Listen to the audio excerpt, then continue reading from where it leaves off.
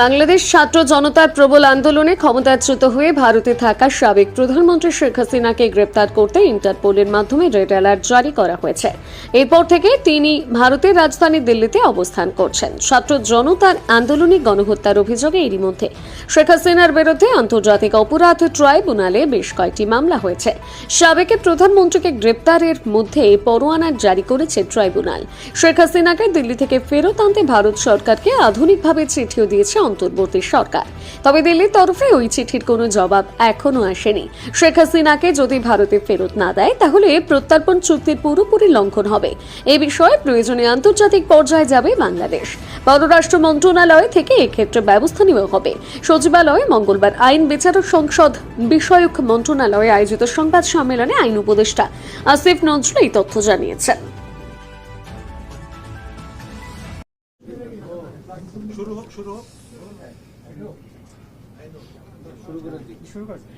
আচ্ছা, আমি একটু শুরু করছি। ঠিক আছে, আচ্ছা। আসসালামু আলাইকুম, সবাইকে শুভেচ্ছা। আপনাদেরকে আসলে আজকে ডেকেছি কিছু গুড নিউজ শেয়ার করার জন্য।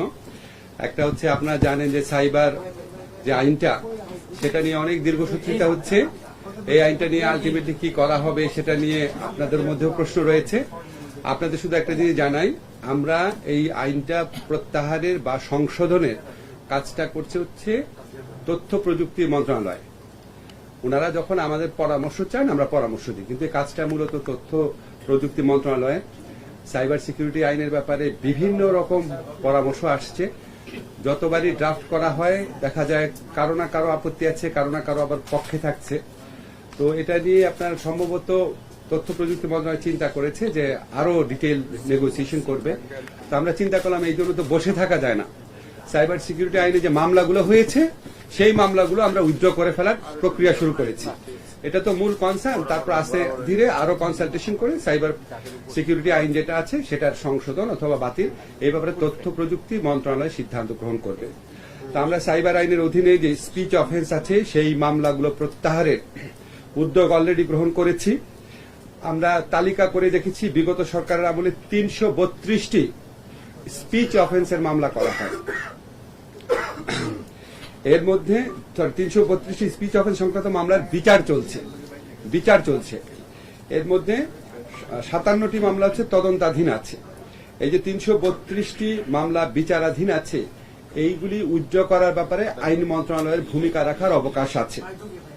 এই ৩৩২টি স্পিচ অফেন্সের মধ্যে পাবলিক প্রসিকিউটরের মাধ্যমে ইতিমধ্যে ১১৩টি মামলা প্রত্যাহার করা হয়েছে। আমরা আশা করছি আগামী ২ সপ্তাহের মধ্যে স্পিচ অফেন্স সংক্রান্ত যতগুলা মামলা আছে সব প্রত্যাহার করা হবে। ইতিমধ্যেই আমরা প্রায় অর্ধেক মামলা প্রত্যাহার করেছি, বাকিগুলা করা হবে। আর এই আইনের ব্যাপারে কি পদক্ষেপ নেওয়া হচ্ছে এই ব্যাপারে আপনারা তথ্য প্রযুক্তি মন্ত্রণালয় থেকে অচিরে আরো জানতে পারবেন। আরেকটা আমাদের লক্ষ্য ছিল আমাদের দায়িত্ব গ্রহণ করার পরই, আপনারা জানেন বিগত ১৫ বছর ফ্যাসিস্ট গভর্নমেন্টের আমলে বহু গায়েবী মামলা দায়ের করা হয়েছিল। আমি নিজে ওই ব্যাপারে লেখালেখি করতাম, তো আমাকে প্রায় দেখতাম মানুষ প্রশ্ন করতো যে আমি এখন কি করছি এটা নিয়ে। আপনাদের প্রথমেই বলি, আমরা এই উদ্যোগ গ্রহণ করতে দেরি হয়েছে কারণ গত সরকারের আমলে যে ৪-৪.৫ হাজার পাবলিক প্রসিকিউটর ছিল তারা এই ৫ আগস্ট গণ অভ্যুত্থানের বিজয়ের পর তারা সবাই পালিয়ে গেছেন। অল্প ৫০-৬০ জন বাদে কেউই ছিলেন না। ফলে পাবলিক প্রসিকিউটর না থাকলে তো আমরা মামলা উইথড্র করতে পারি না। পাবলিক প্রসিকিউটরের মাধ্যমেই আইন মন্ত্রণালয়কে কাজ করতে হয় বা সরকারকে কাজ করতে হয়। তো পাবলিক প্রসিকিউটর নিয়োগ হওয়ার সাথে সাথে আমরা গায়েবী মামলাগুলা লিস্ট করার এবং তালিকাবদ্ধ করার, আইডেন্টিফাই করার প্রক্রিয়া শুরু করি। এই প্রক্রিয়ার মাধ্যমে আমরা ইতিমধ্যে ২৫টি জেলায় ২৫০০-এর বেশি মামলাকে গায়েবী মামলা হিসাবে আইডেন্টিফাই করতে পেরেছি। ২৫০০-এর বাইরেও আরো অনেক থাকতে পারে। আমরা ইতিমধ্যে ২৫টি মামলায় ২৫০০-এরও বেশি মামলাকে রাজনৈতিক হয়রানিমূলক মামলা হিসাবে বা গায়েবী মামলা হিসাবে চিহ্নিত করতে পেরেছি। আগামী ৭ দিনের মধ্যে মামলাগুলো প্রত্যাহার করার উদ্যোগ নেওয়া হবে। আপনাদেরকে এটুকু শুধু বলতে চাই যে এই ২৫০০-এরও বেশি যে মামলা আছে, এখানে লক্ষ লক্ষ আসামি আছে। এবং এটা এক্সস্টিভ নাম্বার না, আরো অনেক জেলাতে আরো অনেক মামলা আছে এবং 25টি জেলাতেও আরো মামলার খোঁজ খবর নেওয়া হচ্ছে। তো আমরা আশা করছি আমরা ফেব্রুয়ারির মধ্যে গায়েবী মামলা প্রত্যাহারের কাজ সম্পন্ন করতে পারবো। আপনাদের মনে প্রশ্ন আসতে পারে গায়েবী মামলা বলতে আমরা কি বুঝি। গায়েবী মামলা আইডেন্টিফাই করার জন্য আমরা 4টি ক্রাইটেরিয়া বাছাই করেছিলাম। একটা হচ্ছে এই মামলাগুলো পুলিশ দায়ের করেছে কিনা। এই মামলাগুলোতে একটা কমন ট্রেন্ড ছিল বিস্ফোরক আইনে মামলা দায়ের করা, অস্ত্র আইনে মামলা দায়ের করা, পুলিশের উপর অ্যাসল্ট হয়েছে এই ধরনের অভিযোগ আনা এবং স্পেশাল পাওয়ার অ্যাক্টে মামলা করা। গায়েবী মামলা প্রত্যাহারের ক্ষেত্রে এই প্রবণতাটা আমরা নজর রেখেছি। তৃতীয় প্রবণতা হচ্ছে এখানে অনেক আসামি থাকে এবং আরো বেশি অজ্ঞাতনামা আসামি থাকে।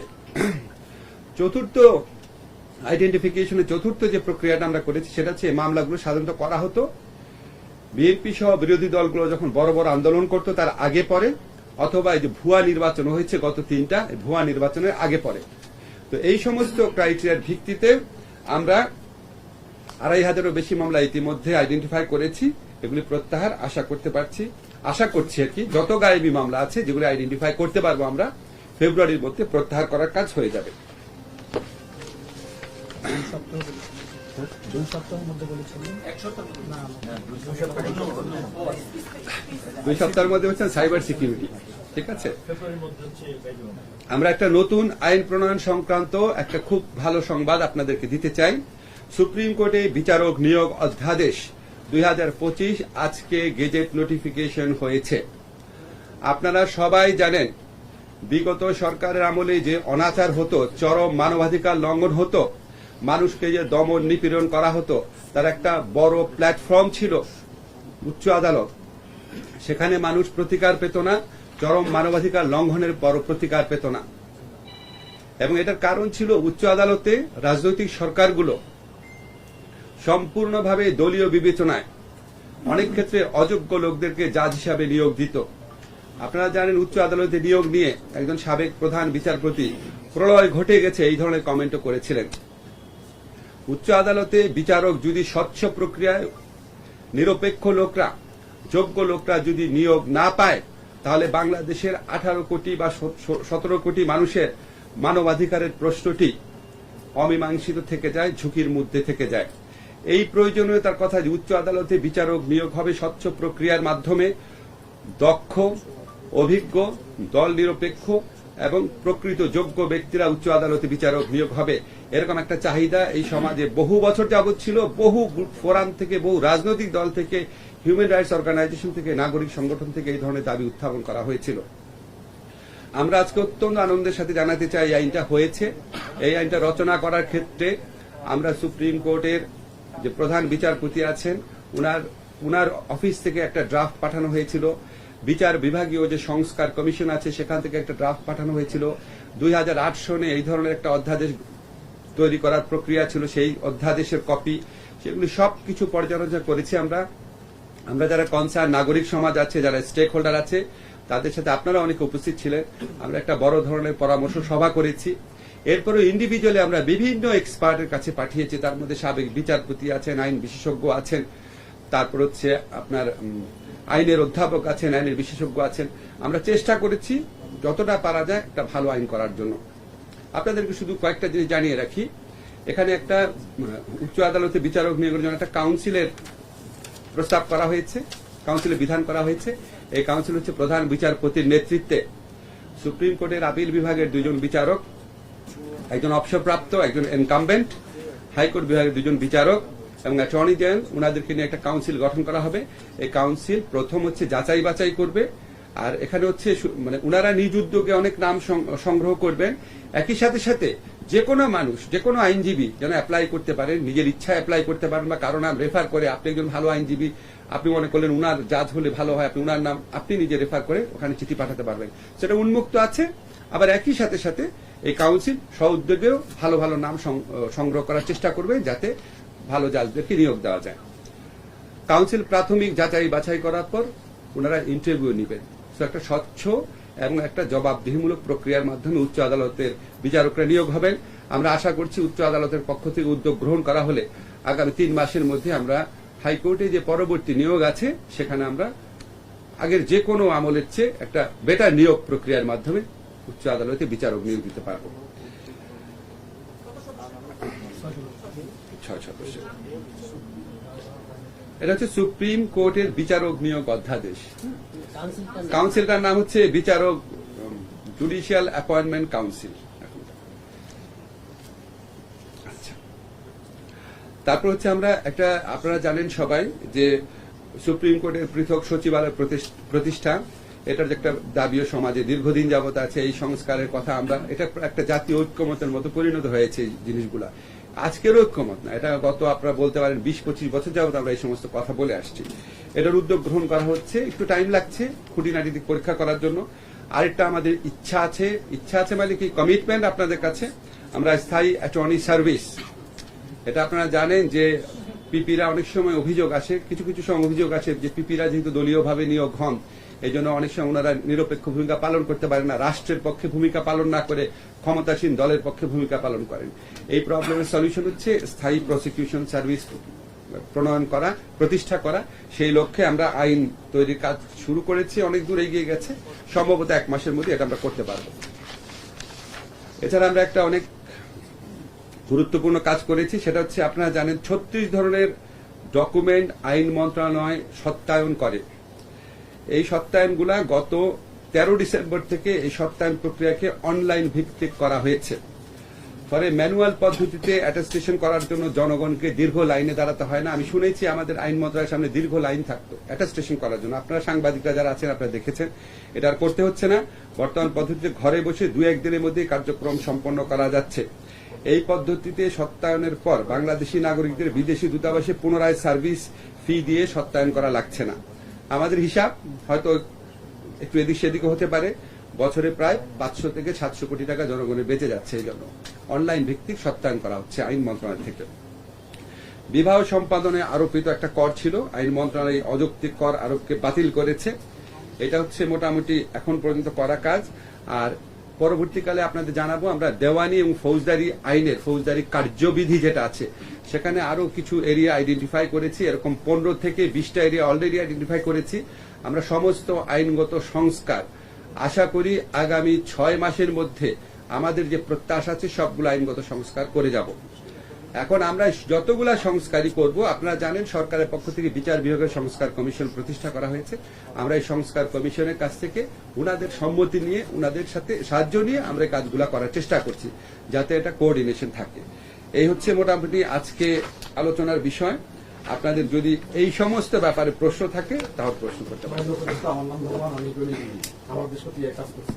আমার প্রশ্নটা হলো যে যে কাউন্সিল, জুডিশিয়াল অ্যাপয়েন্টমেন্ট কাউন্সিল যেটা গঠন করতে যাচ্ছে আপনারা, সংবিধানের বিদ্যমান বিধান অনুযায়ী সংবিধান 95 আর্টিকেলে কন্ট্রাডিক্ট করবে কিনা সংবিধানের সঙ্গে অধ্যাদেশটা, এটা একটু ডিপেন্ড করবে। কন্ট্রাডিক্ট করবে না, কারণ এটা নিয়ে আগে আপনার আসলে মামলাও হয়েছিল যখন 2008 সনে আইনটা করা হয়েছিল। সেখানে আপনার সংখ্যাগরিষ্ঠ বিচারপতি বলেছেন এটা কন্ট্রাডিক্ট করবে না। এবং আমরা কন্ট্রাডিক্ট যেন না করা হয় সেই জন্য বাংলাদেশের যত বড় বড় ল এক্সপার্ট আছে সবার সাথে কথা বলে ওইভাবেই করা হয়েছে। এই আইনটির মাধ্যমে স্যার এটা নিঃসন্দেহে একটি ভালো এবং মানুষ, আমি স্যার হোস্টাইনটা নিয়ে লিখছি, প্রশংসিত হয়েছে আইনটি। এবং এটি স্যার একটা বিষয় যে নির্বাচন কমিশন গঠনটাও কিন্তু স্যার এরকম এটা প্রস্তাবনার মাধ্যমে ছিল বা আছে এখনো। এরপরে স্যার আমরা কিন্তু ওই নির্বাচন কমিশন পাইনি, যাতে যে 3টা নির্বাচনে আমরা যা প্রমাণিত হয়েছে, এটা একটা বিষয় স্যার। আর একই সাথে এখানে 2টি অংশ আছে, যে একটা আইনজীবীর মধ্যে থেকেও বিচারক নিয়োগ হয়, আবার জুডিশিয়াল সার্ভিস থেকেও বিচারক নিয়োগ হয়। এটার কোনো ভাগ থাকবে কিনা, যে বা কিভাবে কোন ভাগে? আপনি অত্যন্ত বাংলাদেশের একটা বাস্তব চিত্র তুলে ধরেছেন। আমরা অতীতে নির্বাচন কমিশন যে ওটা কিন্তু আগে যারা যাচ্ছিলেন উনাদের মানে প্রধান করে গঠিত বাছাই কমিটির মাধ্যমে এই মানে বিদঘুটে সব নির্বাচন কমিশন পেয়েছিলাম। আপনার প্রশ্নটা জাস্টিফাইড। আমি শুধু আপনাকে অনুরোধ করব একটু লক্ষ্য রাখার জন্য, এখন যিনি প্রধান বিচারপতি আছেন আপনার কি মনে হয় ওনার নেতৃত্বে এরকম কিছু মানে খারাপ কিছু হওয়া সম্ভব? খালি এটা মনে রেখেন। আমরা মাঝে মাঝে খেয়াল করি না যে আমরা খুব গর্বের সাথেই বলি আমরা প্রধান বিচারপতি পদে এমন একজনকে পেয়েছি, আপিলেট ডিভিশনে জাজদের হিসাবে এমন যাদেরকে পেয়েছি। আমরা বিশ্বাস করি, আশা করি উনাদের মাধ্যমে যে জাজরা নিয়োগ প্রাপ্ত হবেন সেটা পূর্বের আমলের মতো হবে না, কনফিডেন্টলি বলতে পারি। আর যেটা আপনি বলেছেন যে বিচারপতিদের মধ্যে, এটা খুব ভ্যালিড কোয়েশ্চেন। আপনি সাবজেক্টটা সত্যি পড়াশোনা করেন, আপনাকে অনেক ধন্যবাদ, খুবই বুদ্ধিমত্তার সাথে প্রশ্ন করেছেন। এটা একটা দীর্ঘদিনের টেনশন যে কতজন লয়ার থেকে জাজ নিয়োগ করা হবে, কতজন আপনার নিম্ন আদালতে জাজ থেকে উচ্চ আদালতে জাজ নিয়োগ করা হবে। আমাদের সংবিধানে দুইটা বিধানই আছে, হাইকোর্টের আইনজীবীদের মধ্যে থেকে এবং নিম্ন আদালতের জাজদের মধ্যে থেকে। যাদের 10 বছর কমপক্ষে অভিজ্ঞতা আছে তাদেরকে উচ্চ আদালতে জাজ বানানো যায়। এখন সাধারণত রাজনৈতিক সরকারগুলোর একটা প্রবণতা ছিল, ওনারা উচ্চ আদালতের আইনজীবীদের মধ্যে থেকে বেশি জাজ বানাতেন, বিকজ ওনাদের মধ্যে রাজনৈতিক পরিচয়টা খুব স্পষ্ট দেখে। তো এটা আমরা এই কমিশনের বিবেচনার উপর ছেড়ে দিয়েছি, তবে আমরা বলেছি যথাপযুক্ত প্রতিনিধিত্ব যেন থাকে। স্যার, একটা প্রশ্ন করতে চাই স্যার, আপনি মানে এই যে সুপ্রিম জুডিশিয়াল অ্যাপয়েন্টমেন্ট কাউন্সিল, এখানে প্রধান বিচারপতি প্রশ্ন করলেন, হ্যাঁ উনি ধরে নিতে পারি আমরা নিরপেক্ষ, কিন্তু এই কাউন্সিল নিয়ে তো ভবিষ্যতে প্রশ্ন হতে পারে, বিশেষ করে গেল আমলের যারা প্রধান বিচারপতি ছিলেন তারাও তো নানান কিছু করেছে। তো এই কাউন্সিল কিভাবে নিরপেক্ষতা নিশ্চিত করে? শোনেন, আমি একটা জিনিস বলি, আপনি আইন দিয়ে যত আইনই করেন না কেন, আপনি আইন দিয়ে সমস্ত নিরপেক্ষতা নিশ্চিত করতে পারবেন না। সব মানুষই যদি খারাপ হয়, তাহলে আমরা সবাই খারাপ। একটা আইন করলাম, আমরা সবাই মিলে বাংলাদেশের প্রধানমন্ত্রী রাষ্ট্রপতি নিয়োগ করবো, তো ওনারা ভালো হবে? তো আমরা তো এখন ধরেন আশাবাদ ব্যক্ত করেছি, একটা যদি ভালো আমরা নজির স্থাপন করে যেতে পারি, বর্তমান প্রধান বিচারপতির নেতৃত্বে যখন ভালো নিয়োগ হবে, একটা নজির স্থাপন করে যেতে পারি। নজির স্থাপন করলে, বেঞ্চমার্ক স্থাপন করলে আপনারা পরবর্তীকালে কার্যক্রমের সাথে কম্পেয়ার করে তখন বলতে পারবেন। আমরা পরে কি হবে এটা আমরা বলতে পারি না, আমরা কিছু বেঞ্চমার্ক তৈরি করে দিয়ে যাচ্ছি, সংস্কার তৈরি করে দিয়ে যাচ্ছি। এরকম বহু সংস্কার আপনার 2008 সনে 111 পিরিয়ড আমরা যখন বলি, ওই সময় করা হয়েছিল। আওয়ামী লীগ গভর্নমেন্ট পরবর্তীকালে কোনো কিছুই রাখে নাই। তো পরবর্তীকালে এই জুলাই গণ অভ্যুত্থানের পরে পরবর্তীকালে যে রাজনৈতিক সরকার আসবে, সেটা যে দলেরই হোক, তারা জুলাই গণ অভ্যুত্থানকালে মানুষের যে স্যাক্রিফাইস, আত্মদান, রাষ্ট্র সংস্কারের যে আকাঙ্ক্ষা, সেটাকে আগের মতো পদদলিত করবে না বলে আমার বিশ্বাস। স্যার, আমার একটা বিষয় হচ্ছে ভারপ্রাপ্ত প্রধান বিচারপতি নিয়োগ করতে পারবেন, এটা থাকাটা উচিত কিনা এক। দ্বিতীয়ত হচ্ছে রাষ্ট্রপতি এই ফাইল ফেরত পাঠাতে পারেন, সেটা কতবার ফেরত পাঠাতে পারবেন বা এরকম সুনির্দিষ্ট আছে কিনা। আর বয়স 45, প্রথমটা কি বলেছেন? ভারপ্রাপ্ত প্রধান বিচারপতি এই প্রক্রিয়ার মানে প্রিজাইড করতে পারবেন, সেটা থাকা উচিত কিনা, বা এটা মানে এটা বাই ইমপ্লিকেশন থাকে, যিনি আপনার প্রধান বিচারপতি থাকেন, বাই ইমপ্লিকেশন ভারপ্রাপ্ত প্রধান বিচারপতিটা করতে পারে। বাট আমি মনে করি এটা এমন আর্জেন্সি না যে ধরেন প্রধান বিচারপতি 7 দিনের জন্য কোথাও দেশে গেছেন, 7 দিনের মধ্যে বিচারক নিয়ে পড়তে হবে, এটা এমন আর্জেন্ট কোনো বিষয় না। ফলে এখানে ভারপ্রাপ্তটা কথা বলার প্রয়োজন আমরা অনুভব করি নাই। আচ্ছা, রাষ্ট্রপতি কতবার ফাইল ফেরত পাঠাতে পারবেন? একবার। এটা কি নির্দিষ্ট করা নাই? না, ওটা বাই ইমপ্লিকেশন, এটা কোনো সমস্যা না। এটা হচ্ছে সেরিমোনিয়াল দিক। আমাদের আগেও যে রাষ্ট্রপতি যে সাইন করতো, সেটা একটা সেরিমোনিয়াল দিক ছিল। একবার ফেরত পাঠানোর